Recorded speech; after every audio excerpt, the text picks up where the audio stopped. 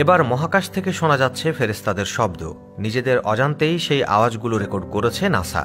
সম্প্রতি মহাকাশ সম্পর্কিত গবেষণা করা এই সংস্থার প্রকাশিত রহস্যময় শব্দের অডিও নিয়ে এমনই দাবি করা হচ্ছে, যদিও এর পেছনে মিশ্র প্রতিক্রিয়ার কমতি নেই।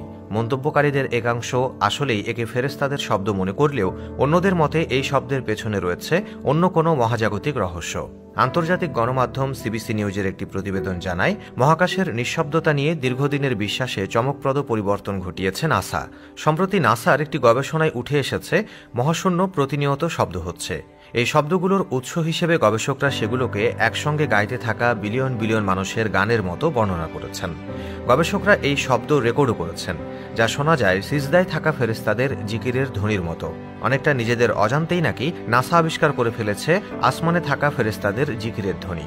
ইসলামিক স্কলারদের মতে, শবে মেরাজের রাতে রাসূল সাল্লাল্লাহু আলাইহি ওয়াসাল্লাম বলেছিলেন, মহাকাশে প্রতিনিয়ত ফেরেশতারা জিকির করছেন। তাই দাবি করা হচ্ছে, এ কারণেই এবার রেকর্ড করা হয়েছে ফেরেশতাদের জিকিরের ধ্বনি। আবুদ রাহু বলেন, হযরত মুহাম্মদ সাল্লাল্লাহু আলাইহি ওয়াসাল্লাম মিরাজ থেকে ফিরে আসেন।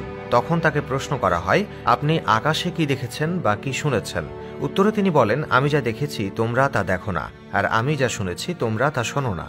আকাশে প্রচণ্ড কাঁপুনির শব্দ হচ্ছে, আর তা হওয়ার কারণ হচ্ছে আকাশের 4 আঙ্গুল পরিমাণ জায়গাও খালি নেই। সবখানেই ফেরেশতারা সিজদায় রত আছেন আর আল্লাহর জিকির করছেন। নবী সাল্লাল্লাহু আলাইহি ওয়াসাল্লাম হাদিসটিতে প্রচণ্ড ঝাঁকুনির মতো শব্দ হচ্ছে বলেন। আর ধারণা করা হতো, মহাকাশ যেহেতু একটি বায়ুশূন্য স্থান, তাই সেখানে শব্দ হওয়া সম্ভব নয়।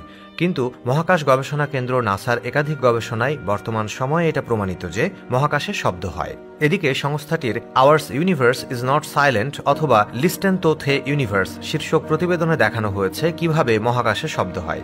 এমনকি নাসার অত্যাধুনিক টেলিস্কোপ ও যন্ত্রপাতির সাহায্যে এসব শব্দ রেকর্ড করা হয়েছে। গবেষকরা বলছেন, মহাকাশে মুক্তভাবে ছড়িয়ে ছিটিয়ে থাকা বিভিন্ন কণা বা নক্ষত্র রেডিয়েশনের কারণে এ কম্পন বা ভাইব্রেশন সৃষ্টি হয়।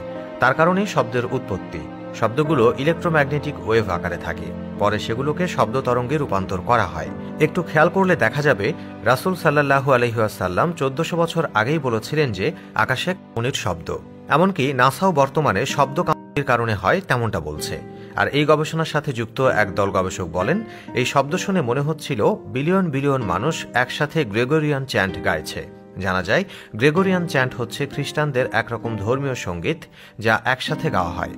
অথচ মহানবী সাল্লাল্লাহু আলাইহি ওয়াসাল্লাম 1400 বছর আগেই বলেছেন যে ফেরেশতারা একসাথে আল্লাহর জিকির করছেন।